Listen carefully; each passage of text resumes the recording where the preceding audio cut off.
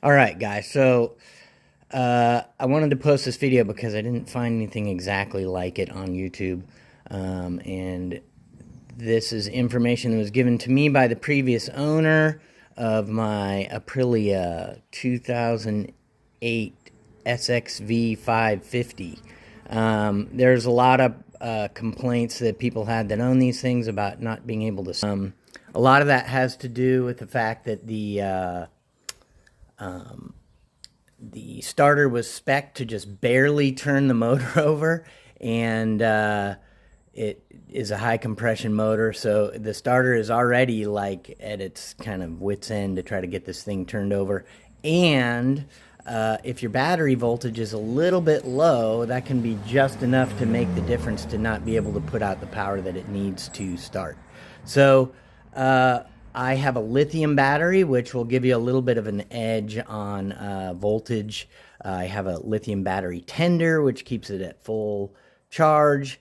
And when I start, it actually isn't that difficult to start over. But one of the things is the starters will burn out, and I think that that is likely because of the low voltage problem, not being able to get it up to the 500 RPM that's required, and just trying to start and start and start and start and not turning over, and that just wears the starter out. So getting a lithium battery is definitely going to improve things and probably avoid the need to get a new starter. So I'm going to show you a little bit about how to start the bike, and we'll go from there.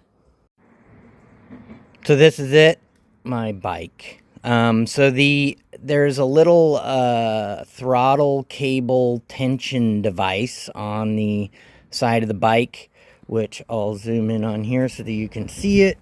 All this thing does is, if you pull it straight out, it pulls the throttle cable partially open. So you're going to use that while starting. It's not really a choke because that's sort of a carburetor thing, but you're going to pull it open. It'll keep it partially open, and then you twist it, and there's a little detent in there where it just keeps it open. So then you can keep spinning it in the same direction. Doesn't matter. It just pulling it straight out is what tensions the throttle cable. And then after that's pulled out, you go ahead and start it. Obviously key on. I usually put it on the RPM meter because that's going to tell me if I've hit that magic 500 RPM. And just hold it down. I usually let it try to go like 5 or 6 times before I get paranoid and think it's too much.